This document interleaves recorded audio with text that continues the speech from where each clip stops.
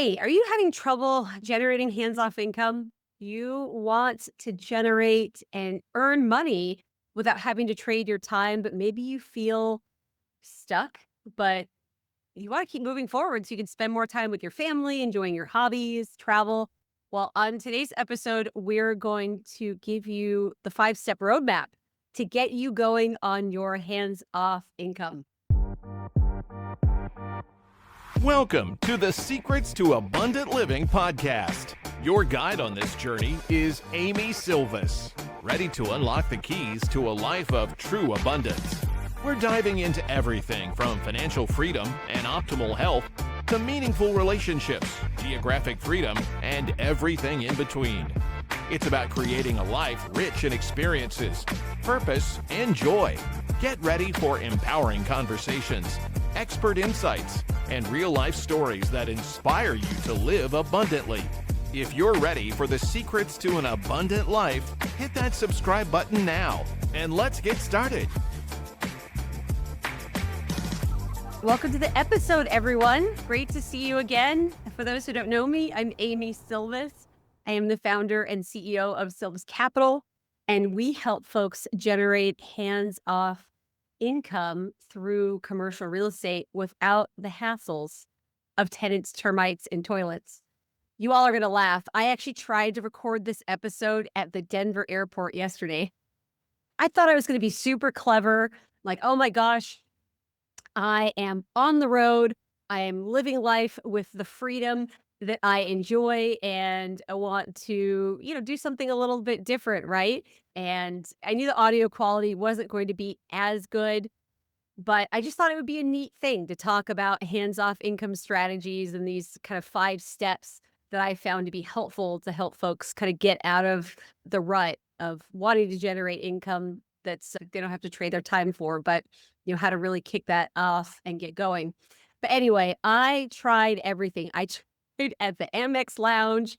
The 2 kind of more quiet rooms were already occupied. I even tried from the terminal, the gate, trying to, hide in a little area that was far away from everybody else, but I didn't have my normal super fancy microphone, which would have been ridiculous to travel with. And those overhead speakers, I didn't realize I really, really tuned them out when I'm at the airport. So they go on and on more than I realized. So yeah, and the altitude and standing up, I was like, it's going to sound like I'm huffing and puffing on the podcast. So, hey, I tried. It was a fun idea. Maybe I'll plan ahead and do more podcast recordings on the road. But yeah, we're back at the home studio and excited to talk to you all today. I did have a great trip to Denver, so really excited about that. For those who don't know, I live with cystic fibrosis, and that is a lung condition. I was supposed to live to be 8 or 9 years old. I'm 44. You kind of can't tell because Zoom has a catfish filter. I don't have it turned on, I swear, but I look a lot younger on these videos than I actually am. But I'm really proud of my age because we weren't sure I'd make it this long. But CF is a lung condition, and it's what's called an orphan disease, meaning it affects less than 100,000 people in the United States. There are about 40,000 of us. And as such, there's not a ton of research about CF.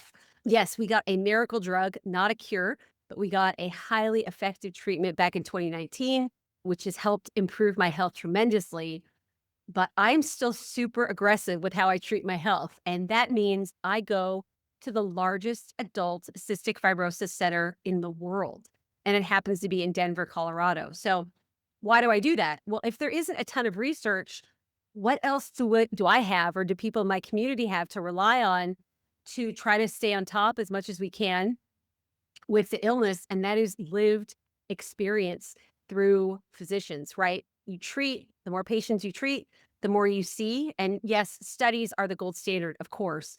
But in the absence of those, you have your lived experience as a physician. So I have the privilege and the resources and the time, right? And the freedom to be able to go in the middle of my week and travel out there and get a checkup and make sure everything's great and learn the latest news. So they do my lung function every time. And I'm not going to lie, it is one of the most stressful things because when they measure lung function, it's basically kind of a report card on how my health is. And woo, just talking about it makes my chest tighten up just a little bit. I'm not gonna lie. It's a big thing because if the number's not great, then I start to worry what's going on. But yeah, it's very blessed and grateful that my lung function is at 85%. So not bad for a woman living with cystic fibrosis at 44.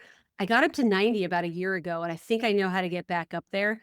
But there's a lot that goes into it. If I've got allergies, if I'm on the verge of a cold, if I'm nervous and my airways kind of clamp up, if I exercise, and there's technique to the test, all that. So anyway, bit more of a personal story there, but I thought I'd celebrate with you all that by the grace of God, my lung function is not completely normal, but my goodness, is it close? And there's just a lot to be incredibly grateful for. And this beautiful thing called hands off income, boy, does it make a difference in my ability to take care of my health. And, it's the same for our investors who are able to generate it obviously with us. And there are countless other ways other than real estate to be able to do that too. So it's thankfully not just exclusive to what we do in the real estate space.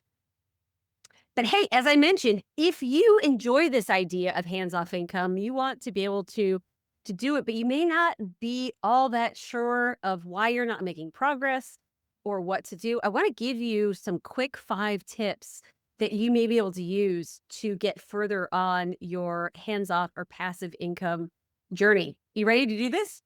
Let's do it. Let's do it. So the first step that I want to make sure that you do is to clarify your why and your end goal. Your why is really what's going to drive you, right? Because generating hands-off income takes effort, ironically, because you need to figure out what's the right asset class for you. How much risk do you want to take? How quickly do you want to reach your goal? And hey, what is your goal? How much do you need to generate in hands-off income to replace, for example, your W-2 salary? So starting off truly with the beginning in mind of understanding what's going to drive you to keep you motivated and understanding where the destination is, as opposed to, I just want hands off income. Great. How much do you need? How are you going to get there? So let's start off with step one right there. And then, of course, number two is really auditing where you are. So I talked a little bit about this, but what are your current assets? Where are you currently in terms of the cash flow or the hands-off income that your existing assets produce? So even going down to, your stocks, do they pay dividends? Are you invested in bonds that give you quarterly distributions? Obviously, real estate. Do you have other things like private lending where that has a stream of income coming in? So really understanding, again, kind of where you are and whether it's a monthly or a quarterly basis in terms of your hands-off income. And then what are your expenses on a monthly or quarterly basis that you want to replace? So figure out where you're starting, and that'll help you get to your goal sooner.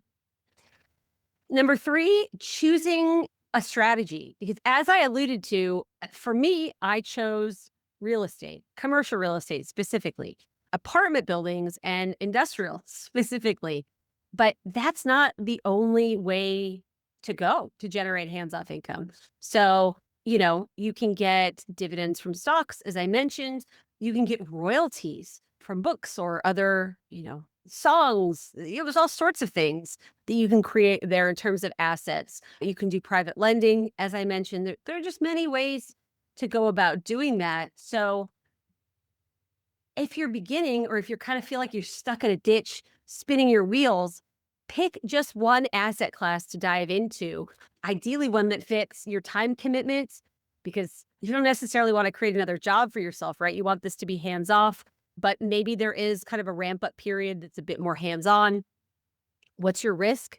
Are you kind of at the end of your career and you're a bit more nervous, or are you pretty young and you can afford to take a bit more risk?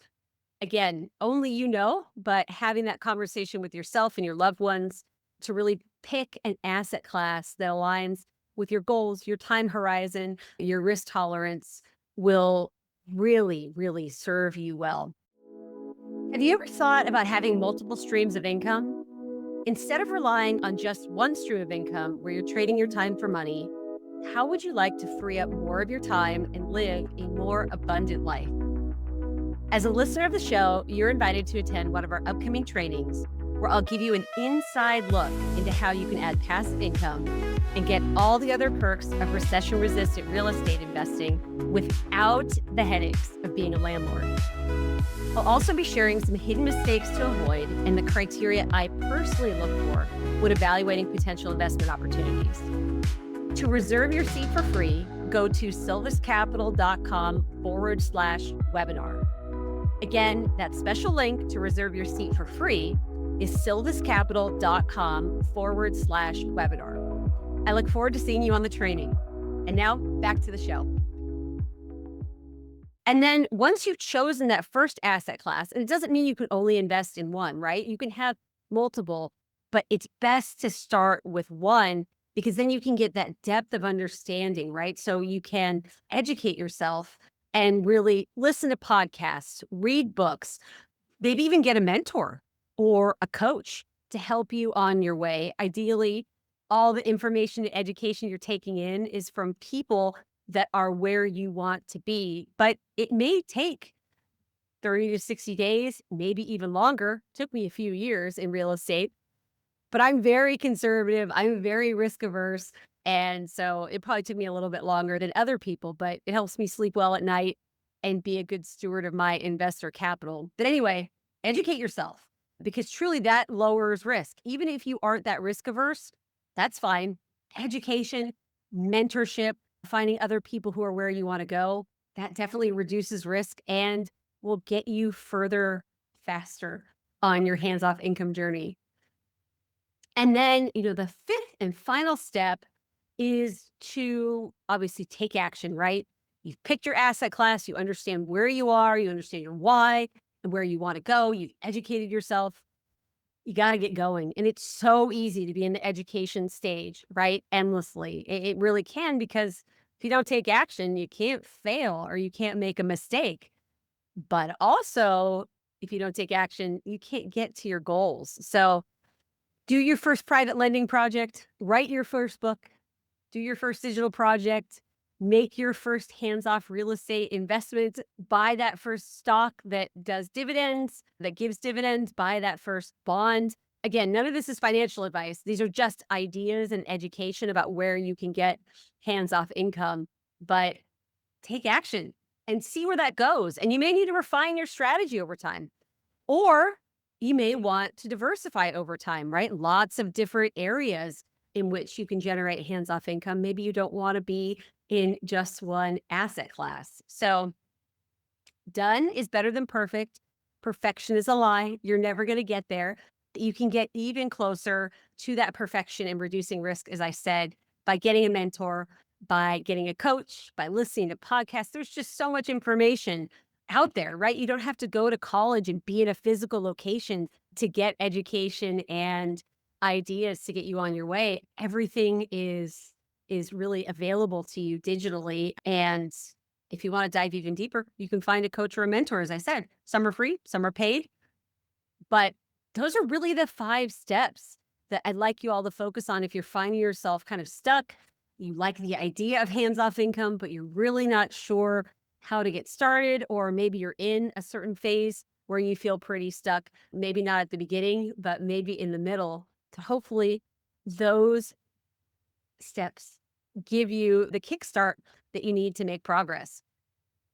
Well, I'm really excited that you all are able to join me today. And again, if you find this podcast valuable, we would be so grateful if you would send it to a friend. Send the episode. It's a quick click to tell someone that you know, hey, I heard this. I thought you'd find it valuable too.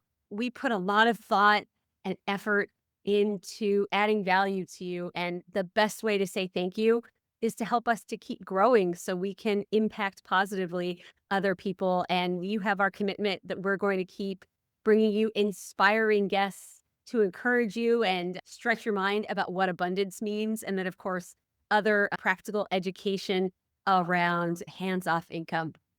Have a wonderful rest of your day, y'all. Looking forward to seeing you on the next episode. Bye for now. Thank you for joining us on another episode of the Secrets to Abundant Living podcast. We hope you found inspiration and valuable insights that will empower you on your journey towards abundance. If you enjoyed today's episode, don't forget to subscribe, rate, and leave a review. Your feedback means the world to us, and it helps others discover the secrets to an abundant life too. Stay connected with us on LinkedIn, Amy Sylvis.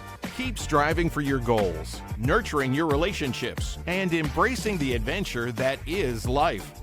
Until next time, we wish you an abundantly fulfilling day.